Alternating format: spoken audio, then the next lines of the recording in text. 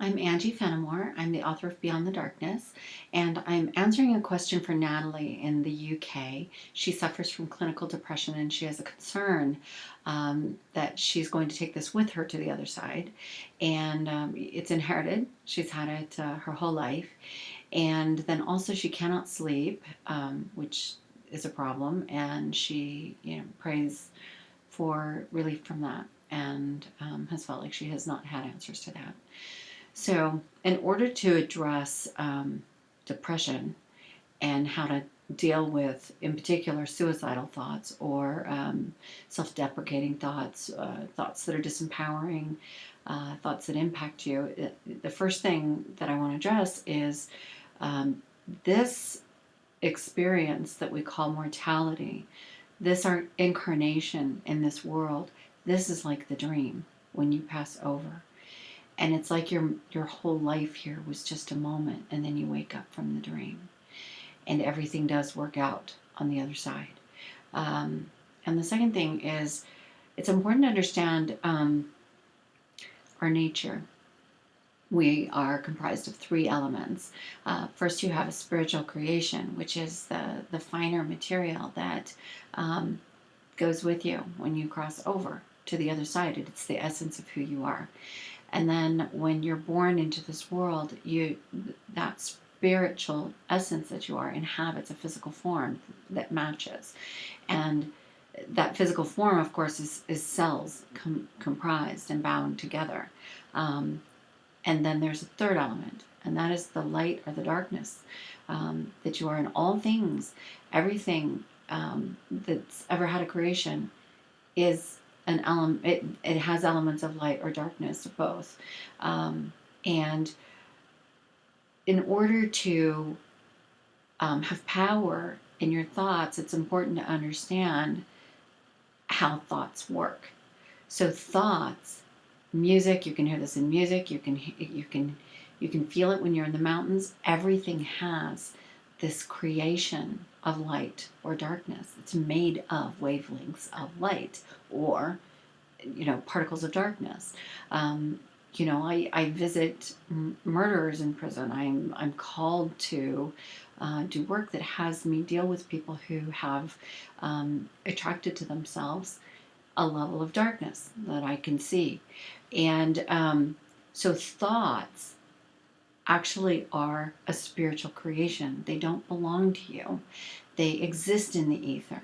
And then you reach down and you pull down a thought, or it just like happens to come through your brain, and you relate to it as if it was your own creation. And when you do that, you make it part of you. And it begins to then resonate with the cells in your body, with your spiritual makeup, and the level of darkness and light shift within you, such that you become more a magnet for that kind of thought. But you don't own those. You snatched it down, you borrowed it for a bit, and then you said it was yours.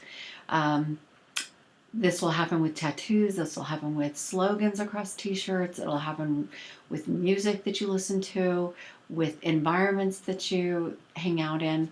And, but we can't escape that this is the world that we live in, nor are we supposed to. So the way to elevate yourself above these thoughts is, number one, you can control the environment that you're in. For example, I have some t-shirts that have a slogan across them that say crash and burn and sinful. And I had gone on a trip to New Orleans, and I was kind of surprised by my behavior while I was there until I realized, oh, this is what your t-shirt says. Because that message actually starts resonating, vibrating with the energy that you are, and it impacts your existence. It impacts your behavior. It impacts the thoughts that are going to glom on, that are going to be attracted to you. Now, if you have a relationship to those thoughts like you generated them, that's where the trouble lies. So I deal with suicidal thoughts. I deal with that. I have my whole life. I too have a lot of manic depressives in my family, a lot of very artistic, very talented manic depressives.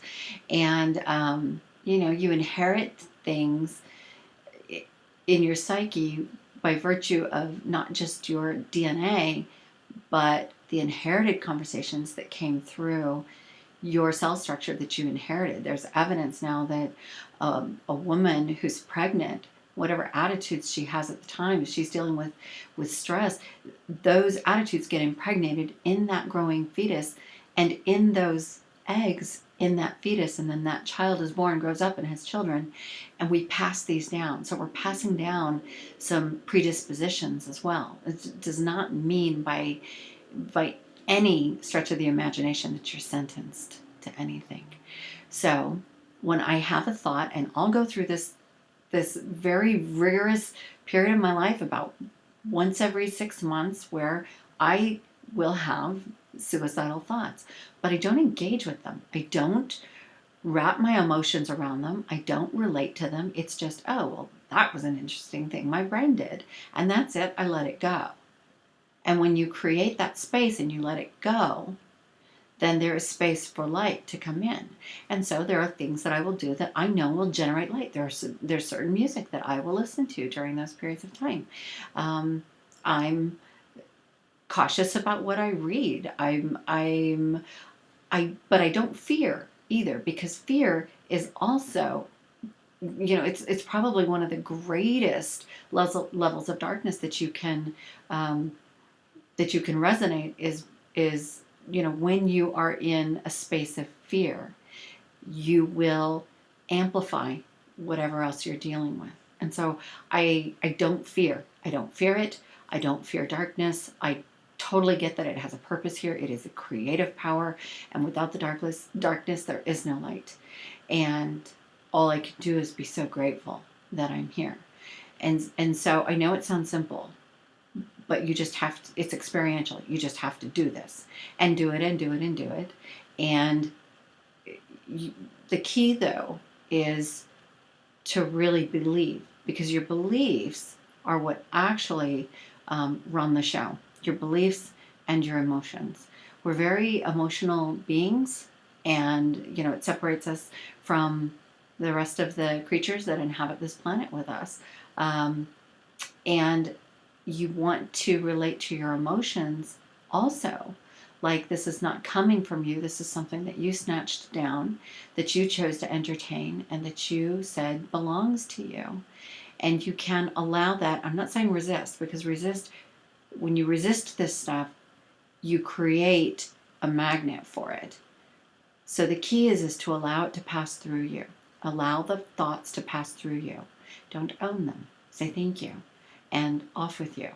And fill your space with things that will elevate levels of light, and that will help. Now, as far as sleep goes, I deal with that as well, especially if I'm emotional, especially like right now, as you all know, I'm going through a breakup. So I've had a very hard time sleeping. So what I do is, and I don't want to take medication to deal with that. I have an adverse reaction to it. So what I do to deal with that is that I will use relaxation techniques, and I will make sure and tell my body and my mind and the energy that I am that it's time to go to sleep. Because if you deal with manic depressive disorder, circadian rhythms are very important to your health, and you can actually control your episodes by virtue of managing your circadian rhythms. So sleep is important. So you want to create an environment that your body knows it's time to go to sleep. And you want to take on anything and everything that you can that is relaxing. And let go of the fear that you can't sleep, because that actually propagates it. It makes it more so. So I'm signing out, and more to come. Thank you, Natalie.